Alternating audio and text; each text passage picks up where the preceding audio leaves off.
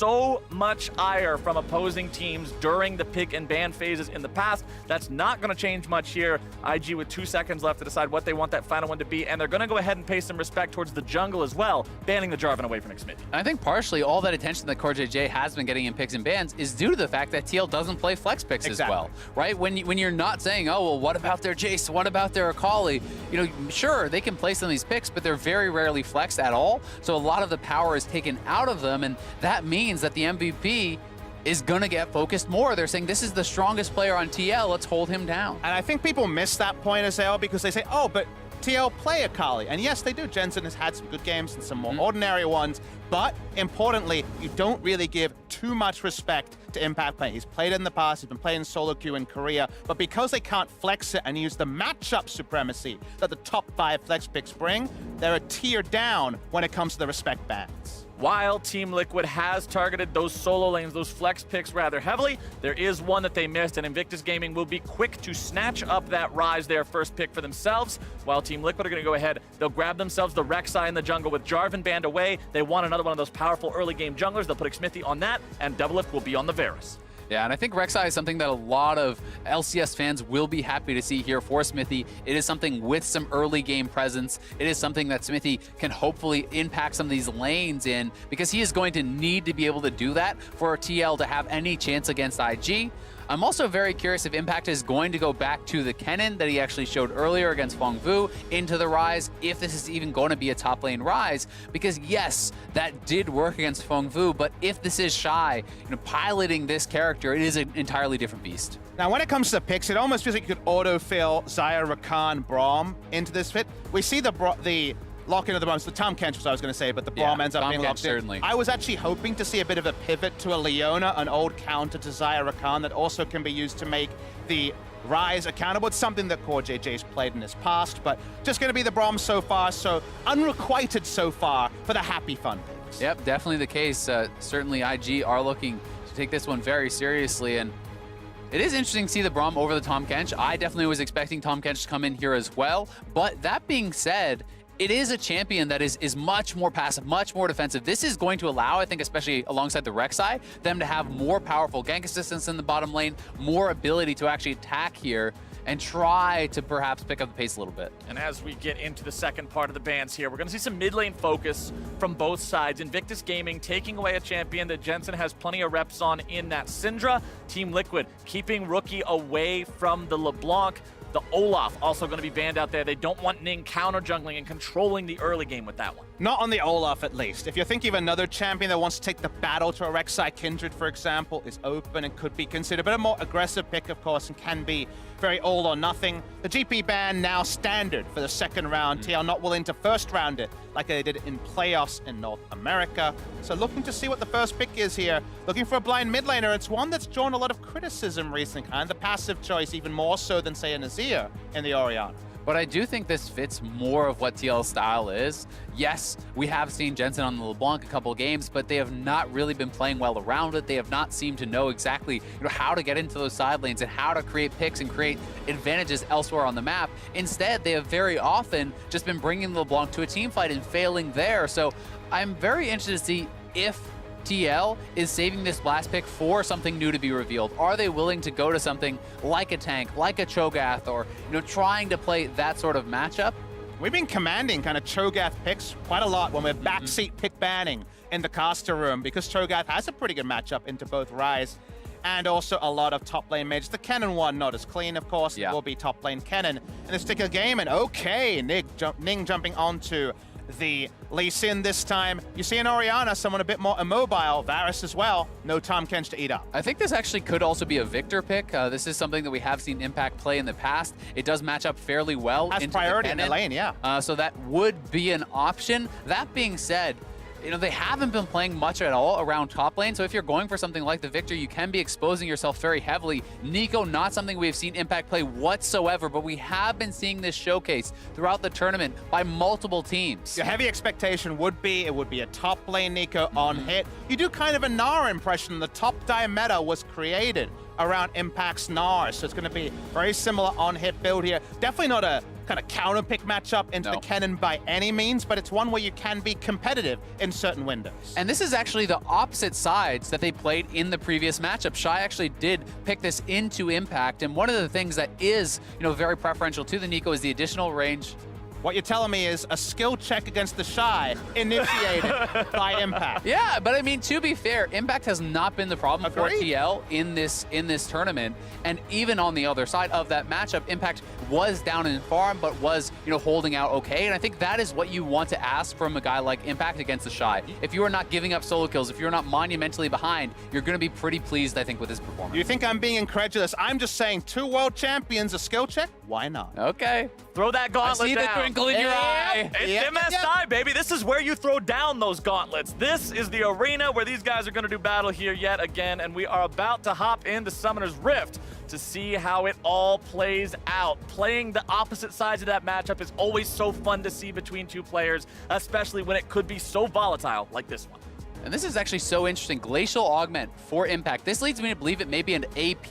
Nico, not the on-hit. I do think this is going to be the Super Soaker Spooky Ghost style of build. Maybe he's going to show something out there, though.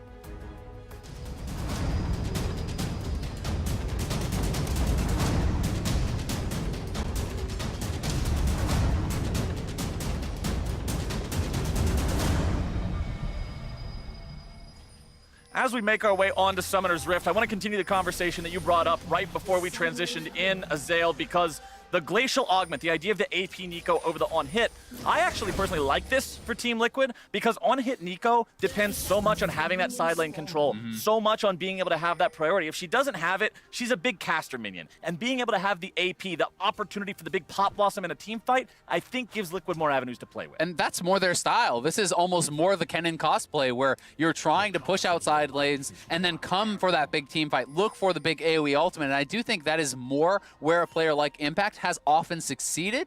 So I'm going to be very interested to see how he's going to perform. And also against Shy, who has taken very lane-focused runes, Airy, as well as Taste for Blood and Scorch. That is about as lane-focused as you get on Kennen. And matchup-wise, when we first saw this matchup, as you guys mentioned, in the reverse case in the first round robin between Team Liquid and Invictus Gaming, I thought it would be AP top lane Nico, because if you think about why to run the Nico into Kennen and where Kennen struggles, the reason why something like Victor hurts is because Victor can wave clear and push from range. That's what AP Nico can do. You don't have to get in for those third hit auto attacks. The Nico trolled me so hard. I'm watching this. I know I saw you getting excited. Yeah, my eyes got really wide. I looked up top. I was like, oh my gosh, is this the lane slot? No, it's you almost pulled the Vedius. Just Nico things. She will don't want to be do in that. the top Two double lifts? OMG! But it is Nico top side, of course. Balon here in the bottom side, walking through the river there. Core JJ and Double Lift not going to step up and try to contest that one. Jackie Love and Balon on the Lovers duo there in the bottom lane. We've seen them play this duo plenty of times before, and they are very adept at it. Ward placed down by IG on the Team Liquid red buff. We'll see Xmithy there. Yeah, deep vision on this path will actually reveal that a 3-buff potential is possible for IG if they want it, because this path is very much walls into red, into the Krugs up top for quick level 3.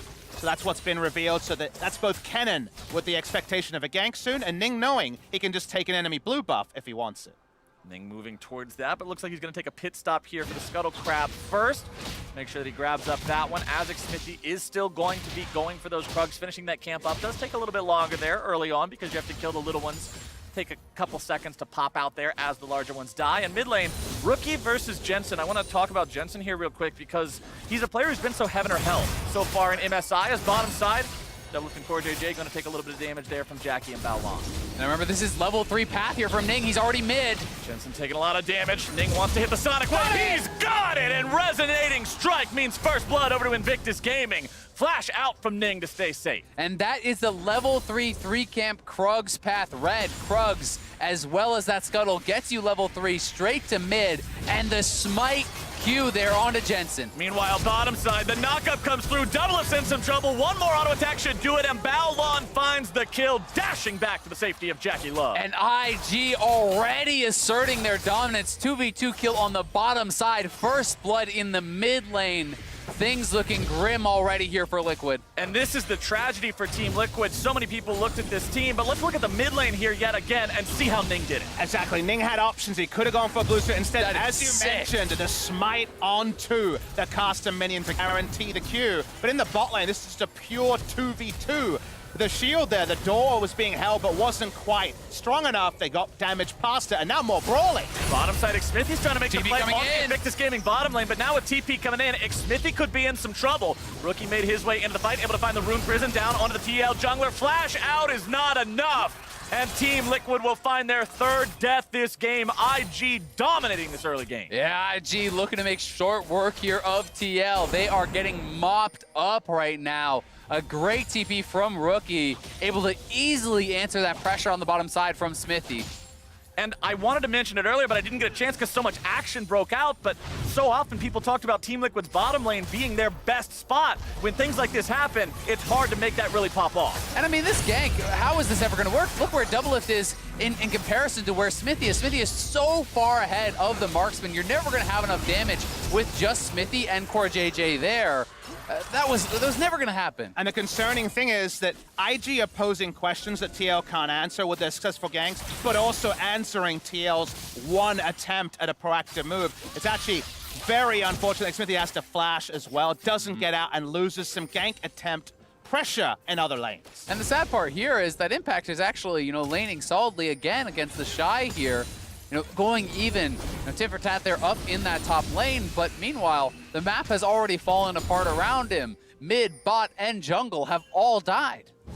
Smithy will now fire off that Scryer's Bloom to see Baolan and Ning moving up towards him here yet again. Invictus Gaming with full control over the priority in the bottom lane. Means Jackie Love is able to shove this one up. Feels pretty safe at the same time. Scuttle Crab, second one spawning there down in the bottom side of the river, which means easy control for IG and Ning specifically, who already has the Tiamat on the Lee Sin. He'll be clearing the camps out very rapidly and continuing to deal damage and apply pressure to these lanes. Looking for Jensen here in the mid lane yet again, but Smithy's going to show up there for the counter gank. Showing up, trying to make it happen. Shockwave comes out. Invictus Gaming now retreating, not able to find anything. Good heads up there from Xmithy. Yeah, the counter gank here will keep everyone alive. Ning walking up, posturing, knows he's strong. He's actually going to keep chasing onto Smithy with the level lead. Yeah, exactly. You can chase after this guy knowing you have not only the level lead, but a significant gold lead. The early Tiamat going to give a lot of power here to Ning. Yeah, that means a lot. Remember when you're looking at jungle itemization, the jungle item without the jewel in it doesn't do anything against players. Ning could be in some trouble here, though. Finds the Dragon's Rage onto Xmithy. Going to be keeping him away with that one. Trying to stay alive, and he'll get over the wall, but not in time to evade the auto attack coming out from Jensen. That'll make it a 1-for-1 trade there, as Rookie takes the blast cone to get himself away. Comes But he Impact. could be caught between Impact and Jensen. Instead, he manages to navigate the fog and get himself to safety. Still, TL will be happy to take that one. That's a shutdown and a blue buff onto Jensen in a 1-for-1 trade. Yes, Jensen lost some farm to the turret, but certainly from a disadvantage, you will be happy about this one. And here it is again, Ning trying to flex on Smithy here. He is the level up. The Unburrow was on point from Smithy, denying the Q damage though. And Rookie tries to take a super direct path to get that first kill, but by the time they get it, it's already in 1-for-1 territory as the Clockwork wind-up order over the wall will answer it. Bot lane, despite the kills, CS is going to be even for now between Doublelift and Jackie Love. But just zooming out a little bit and talk about how this early game has gone, one thing I want to posit that talks about the difference between these two teams is that when you see things like Ning, who, like we were alluding at the time, could have taken a free blue and gotten out and gone for a 3 buff in North America and in the LCK, you take that because it's guaranteed. You know there's no chance of being contested. Safe but that's not how you play, and that's how not Invictus Gaming plays at this pace. They go for the gank that requires a skill expression, the 70% play, instead of 100% blue buff, and that's the innate difference between some regions. And that is the most special thing I think about IG, is that they are always willing to take that skill test. And they are going to come out on top 9 times out of 10 in those skill plays, in those skill matchups. Pulling off ganks like the Smite Q to get first blood in the mid lane. And bottom lane, you can see, despite the fact that Doublelift's doing a good job staying even on farm, never mind, top side we got some action breaking out. The Shy popping the ulti, Impact going to be doing the same, and they both come out about equally worse for wear. but Ning recognizes the opportunity to go for the Infernal Drake here. He can solo this one down rather effectively. Bellon will rotate over just to make sure there's not any sort of trouble brewing, and that's Infernal over to the side of IG. The thing about skill test, Azael, is that what's left for the person that loses it is definitely going to be a lot of emotive feelings, but also summoners that can be returned to for a damn long time, and that's just been the way that China love to roll, and it's something that G2 have definitely taken a nod from. Certainly have, and IG, bad going to worse there for TL as they are going to grab that Infernal. It's going to be up to Smithy to try to protect these lanes, to try to keep them somewhat in this game, because Varus, Braum, Orianna, these sorts of champions alongside Nico do have a very powerful team fight, and there will be opportunities in the later stages of the game to win those. That being said, one of the most terrifying things about IG is not only the advantage they have, but how decisive they are and how many forms of hard engage they're going to be able to have. Not only the Lee Sin looking for a kick, but Bao Lan on his signature recon is going to be such a strong engager. Ning is waiting to see if there's an opportunity down here in the bottom lane. JJ and Doublelift will shove that out, but instead they're just going to back away. They don't want to force anything any deeper. There is a ward behind them just outside of the range of their turret that keeps an eye on where they're at. Baolon and Ning still both hanging around, giving the illusion it's only Jackie Love here. Teleport not available on either IG solo laner to get involved in one of these fights if they break out, but rookies will soon be up. Sort of thing that is keep 100% uptime on, and it gives you options when those teleports are back. Right now, like you mentioned, Flowers, not going to be able to be exploited. Smithy not going to be able to path around the Rift Herald. Spawns it very, very shortly. Blue buff transfer, a little bit of normalcy. Again, the CS totals don't really tell the story of this game just yet. Damage has been done, but it's not mortal on Team Liquid at 10 minutes. No, they will certainly have their shots in this game, and the fact that the pace has somewhat slowed down, I think, does help them out in that regard. IG has not taken those early kills and completely run things over. Good job there from Rookie. Interrupting Jensen's back. He was standing on top of the zombie ward. Rookie sees the disrespect in that one, wants to make it a little bit more inconvenient for him to go back and make that purchase as he'll step up and continue trying to clear out the wave. Smithy waiting over the wall. Could seek an opportunity for a gank here as Rookie steps up to go after the caster minions, but once again, Smithy just goes after these situations that have a low chance of turning into much. On the top side as Ning lies in wait. The thing I want to talk about with the mid lane is because of that TP advantage, I love the fact that Rookie says the only time you get it back is when you bring your jungler and actually get help with the push. I'm going to make you accountable for every other back. I appreciate that because with the advantage there and the ability to TP and get an item advantage whenever he wants, it's another thing Jensen has to call his jungler for. That's not a kill. I do think, though, Smithy deserves some credit in being able to move around the map and protect these lanes, even just threaten something. 1v1 in the mid lane. Jensen's able to get a turret shot onto Rookie with a well-placed shockwave, but considering he's almost out of mana, doesn't want to continue this fight any longer right now. Rookie gets himself away, and both are going to be hurting pretty bad after that one. Yeah, and Jensen will be able to push this up because he has that blue buff. He will regen his mana back and be able to stay relevant here. This is a cannon wave, so Rookie's just going to TP back in. But Ning is already there. He's able to make the flash into the Sonic Wave, resonating strike. Jensen with a flash of his own is going to stay alive. Yeah, the barrier there just barely keeping Jensen alive. Command Protect plus barrier, as well as the Trade of Summoners, does keep him alive, but you can see the damage Ning is putting out. That is a completed warrior plus the Tiamat this early on. This Lee Sin is here to play. IG aren't happy enough with potentially being the first team to go 10-0 in groups. They want to go for another title of cleanest Lee Sin for Ning, and he's getting close. He's definitely putting some thoughts out there. Jensen TPs to the second turret just for safety. Exactly. That is showing how scared you are of a potential dive. He sees that damage, now knows he has no defensive summoners. You're not going to mess around with that. If you TP all the way in and get flash rooted into another Lee Sin gank, you are toast. Nice shop timing. He's got the stopwatch and the Luden's done, so at least now he has a bit of safety, even if it's not the flash. The heal available with the Unsealed Spellbook as well. I will give it over to Team Liquid. I'm impressed with their farming so far. Shockwave's going to come out there in the mid lane from Jensen. Rookie having a flash away. Smithy coming in now too. Ning going in forward after that Rek'Sai here once again. Both top laners going to be taken away into the fray. Smithy trying to go in. It's Impact showing up there now. He's going to be disguised. He's finding the initiation. And Team Liquid's able to find so many kills. A double kill over to the top laner. Doublelift's going to clean up one onto Ning as well. And 4 are dead on the side of Invictus Gaming. Impact makes the robe and finds the miracle ultimate there, hitting 4 members of IG with the Pop Blossom, and they're gonna get the Rift Herald too. This is exactly why we said the AP style seems to fit Impact more. Come in, join up for the team fights, don't worry about that solo lane split push domination as much, and he shows exactly why it can work. Awesome play coming out from him. Absolutely, the boom shakalaka moment when we hit the replay is going to be so cool to watch. He didn't have a teleport, that was just a good old honest roam, but the timing is what made it oh so effective. And all of a sudden now, TL sitting slightly ahead in gold. They have the Rift Herald. This game moving back to normalcy, and this is something that TL fans have been waiting for.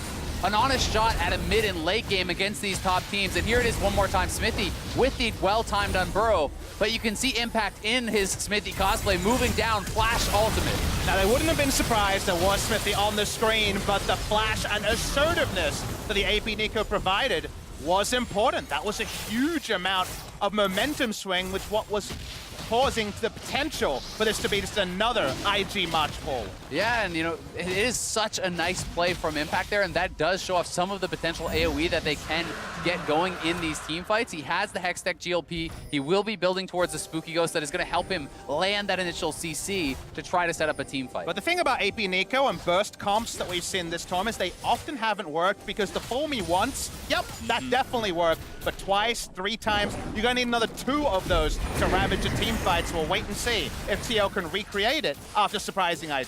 Quick use of the Herald after securing it there in the bottom lane for Team Liquid. They recognize IG was back. This is their chance to make sure they get the charge off from Shelly, put some damage onto the turret.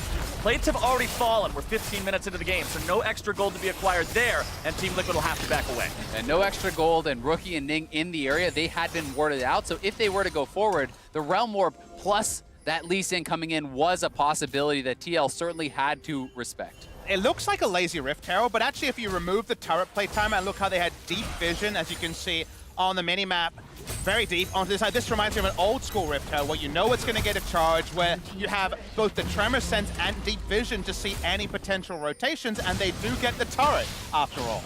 And if you're a Team Liquid fan, you're happy with the events of the last minute and a half or so. Not only did they find the team fight, not only did they grab themselves that Rift Herald, but now with first turret, they're still in a good spot. But you've got to remember, ladies and gentlemen, it's IG. This is the 7-0 team, and if you give them an inch, they'll take a mile. Exactly, and while as TL you want to group up and have these organized team fights, IG is not always going to let you. They can play this split push to perfection. Rookie in his side lane with Ning and Baolan collapsing and picking off TL members left and right is certainly a reality that we could soon be in. Definitely. If you ask me, how does this game look like if IG win it, it's Team Liquid being lost in rotation multiple times because IG, they got Realm Warp, they have the ability to play 3 lanes very comfortably and their own engage tool. So with all of that in consideration, you can't skip steps moving around the map as TL. And that's another reason why I think that the Rek'Sai is such a critical pick for TL. It's not only the early game pressure, it's the ability of the Prey Seeker to check bushes, it's the ability of the Tremor Sense to track movement and have a better shot on the side of TL of not getting picked off by these incredible players who can find you slipping at a moment's notice. And I'll specifically been watching it Jensen because this Orianna has so often been caught in rotation during MSI 2019 and play-ins. You need to be ushered forward. Xmithy being the bodyguard for the Ori is not a half bad idea. Core JJ and Xmithy moving up in the top side river here. They have a lot of Team Liquid members nearby, so they're not too afraid just yet. Impact making his way up towards the top half of the map now as well. 17 minutes in, Rift Herald's already been taken, still no Baron to fight over. Team Liquid see the opportunity to make a siege happen onto what's left of the Tier 1 turret here of Invictus Gaming. Impact moving up into the jungle, clearing out one of those control wards, just giving IG one little extra thing to think about while that mid lane's cleared out. Again, a very ordered play. They were staying towards the bot side where they already had the map littered up. Nice stuff so far. Again, very Gen G-esque within Core JJ in his element. In games like this, trying to make it as square as possible. And to their credit, Team Liquid at 17 minutes, slender gold lead, and IG for now are actually leashed despite being off the leash all tournament. And look at the bottom part of the map right now. You can see that Team Liquid wants Impact to continue split pushing there in the bottom lane. They've got wards set up for him in the Krug camp, on the back part of the red buff, in that tri-brush as well. They want to see who's heading down, and right now it's Rookie looking to make a play with the Realm Warp. Impact could be in some trouble here, goes into the Pop Blossom, but the damage is true! Impact tries to get himself away, but he's going to be cut down by the shot. Absolutely nice play with the Realm Warp. That's the difference between Ori and Ryze. Ryze can make those plays himself. Had the flash to go over the wall, but I think quickly understood that with the timing and the Rune Prison, he wasn't getting away with it, so holds onto the flash for another big play. Yeah, and you could see Rookie was anticipating it. Phase Rush was already procced. He was looking to run around behind him as well, so I do think it's a good hold on the flash there from Impact, but this is the way IG will get control back of this game, that they can certainly crush through TL. But for the side of TL, this is comfort across the board here. You know, when you're looking at a side laner for Impact who can push out, then join for the team fights. You're looking at a solid team fighting mid and bot lane, and you're looking at this jungler who can help to control and play around vision.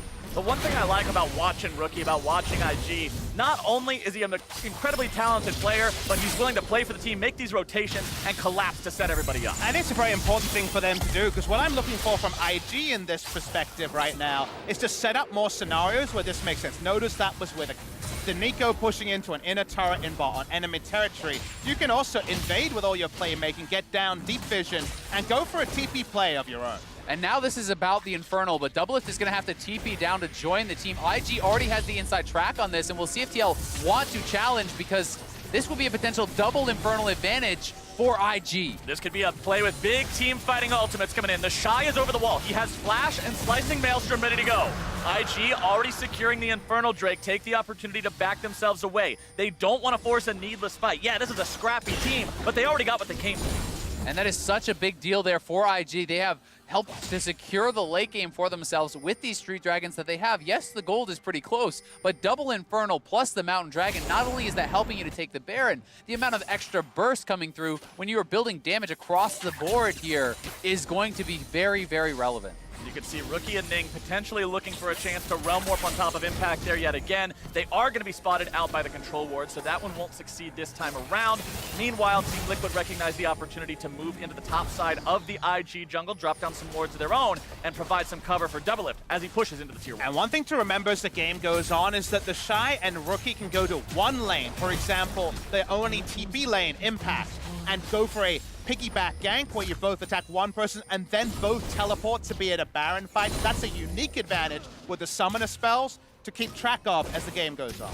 Yeah, it certainly is. For Jensen, I mean, he does have that teleport with the summoner spellbook, but you are not a split pusher on the Orianna. At most, you are an answer the wave, rejoin the team. And every time you do that, that rotation that you have to make between the lanes leaves you vulnerable to be getting collapsed on, to be getting realm warped on by these players and picked off. Jackie Level continue pushing up here in the mid lane. Has Balon waiting just over the wall in case Team Liquid goes for some sort of an engage. 2 items completed now on this Xayah. 2 items critically also completed across the board on Impact. The Super Soaker Spooky Ghosts are now up and running, and that means more initiation potential for TL, who are now going to find that chance, maybe on the Balon. Looking to stack up that Braum passage, but won't be able to get it, and he gets to safety. But even a chunk out like that gets a deep ward onto the dregs of this outer bot lane, outer mid lane turret coming through from IG. The cool thing about the Twin Shadows is that whether you're in an offensive position, you start a Baron, you pop Twin Shadows, you try to pick someone, or you lose vision in an area and use Twin Shadows for 2 kind of search out wards, it can be used in both scenarios. And we expect, when you look at these inventories, as vision gets exhausted and has to be replenished, things like that can actually allow you to skip over a back timing that you couldn't take because the Twin Shadows buys you the extra 10 seconds. And I think that's such a good point, because especially in coordination with that Rek'Sai, there are so many ways then to check those rushes, to feel safe making those movements between the lanes, and to try to keep track of Ning and Baolan, who will punish you if you are caught slipping. Definitely feels like they're writing an exam and they wrote some notes on their cuffs here. They can always refer to those. TL walks up. They've warded around this area, but you always have to worry about an IG flank. Team Liquid very far forward. Thing's going to be caught out now, though. Forced to flash away defensively. Xmithie looking to go after him. Going to be taken very low. Forced to go into the stopwatch, but Ning goes down.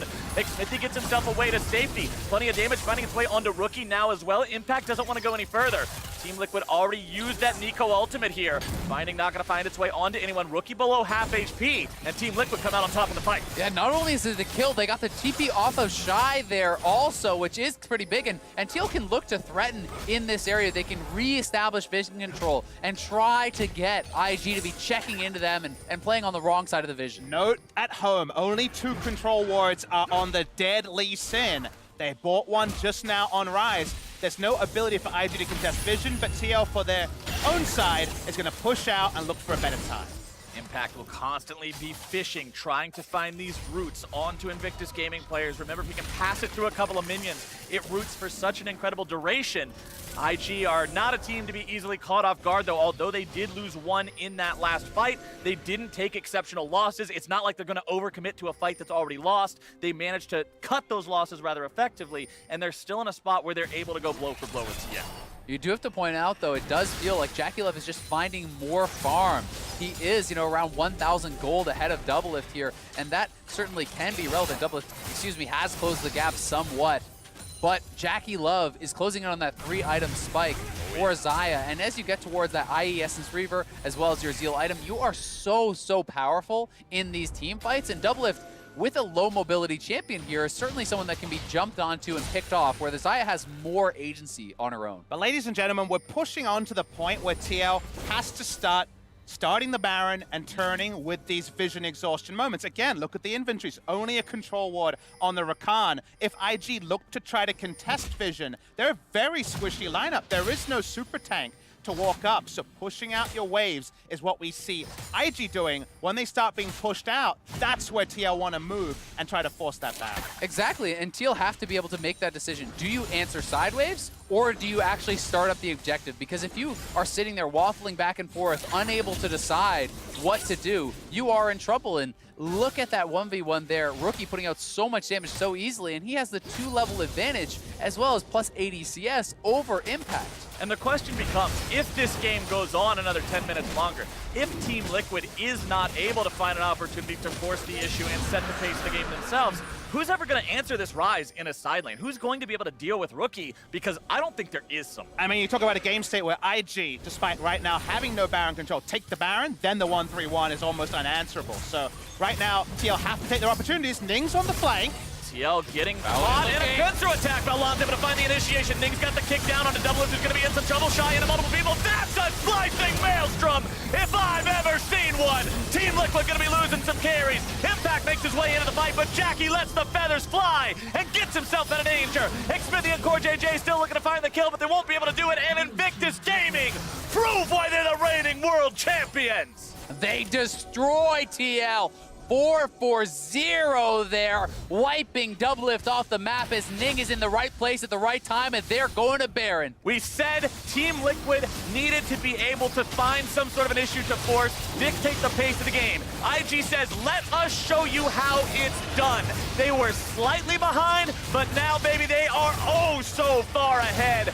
Baron plus a 3,000 gold lead for IG. Team Liquid had the opportunity to make this game about their Baron turn. Instead, they tried to answer IG's ace in the hole, their ability to play 3 lanes. And during those answers, the proactive team, once again, at MSI 2019, takes the spoils. They wipe out Team Liquid. And that reality, the one with the Baron buff and 3 lanes, it's now. And that's why playing against a team like IG are so terrifying. You have to be decisive, because the longer you give them, the more likely they are to find a play like this, to set up the ability to collapse on you from multiple angles. And we saw that right here. Ning coming around from behind, right as Baolan is ready to come in from the side. Their team makes the collapse faster. The TP is in earlier. Doublelift kicked right into the squad, and despite his flash, he cannot escape from the Shy, who has flash to follow. Exactly. It's Orianna and Varus. We've talked about this multiple times. They need predictable team fights. A ninja behind you and a secondary TP from your top laner is not the reactive scenario they wanted. So unfortunately, big advantage now. And look at this gold graph. It was all within the grasp, and out of nowhere, you Trying to clap your hands and see it change so quickly. And IG is not the kind of team to sit around and slowly build those small leads like we discussed last game, mentioning SKT and that more traditional risk-averse playstyle. This is the kind of team that says, we've got Baron, let me show you what a tower dive looks like now. I want to see specifically how they play out the next 2 minutes of this Baron power play. 2,500 gold already lead they've got from it, and you can guarantee they're looking for more. I mean, we have seen IG so many times. First team fight win is the Baron. Second team fight win, that's the game. They're pushing up here onto the mid lane tier 1, which has stood the test of time so far, but that test is quickly going to ramp up in difficulty as the Shy and Jackie Love will stand near this cannon minion, allow it to put those pot shots in. Ning will be putting in some solo work on the bottom lane tier 2. That will fall around the same time. 4 turrets now that count for Invictus Gaming. 6,000 the total lead. IG pushing 4-man middle, 1 in the bottom lane. Somebody's got to go deal with Ning. It's going to be Impact, but that means your big team fighter, your surprise initiation, is not available in mid. And that means IG have no fear. Xmithie over the wall might be ready to do something, but Liquid recognizes this is not a fight they win. I mean, look at the top right corner of your screen. It's a 5,000 gold Baron buff power play already, and they're going to break the base. IG does not stop, and Liquid finds no opportunity to pull the trigger to make it happen. Rookie's going in. Core JJ down to 20% HP. Redemption to make sure he stays alive, but it's 2 inhibitors in the dirt for Team Liquid. Invictus Gaming are pushing straight into the heart of the base. Yeah, Invictus looking like they just want to close this one out. TL not feeling like they can look for the engage. No strong form of surprise engage is available on this team, but they may just have to go for it. Ning's got the flash. He's looking for the Dragon's Rage. Able to find it down onto Impact. Going to be bursted down instead. Double is going to find that kill, but it's 1 Nexus turret out of the picture. IG continuing to press forward. They are in a 4 versus 5, but it doesn't even appear to bother them too much. Xmithie tunneling forward, looking to find the flash. Play instead going to be killed instantly. Liquid not on the same page, and IG hits him with the whole damn book. Core JJ's gone, Impact's gone, Team Liquid is gone, and Invictus Gaming will go 8-0. Invictus Gaming absolutely turning it up in this game. Close for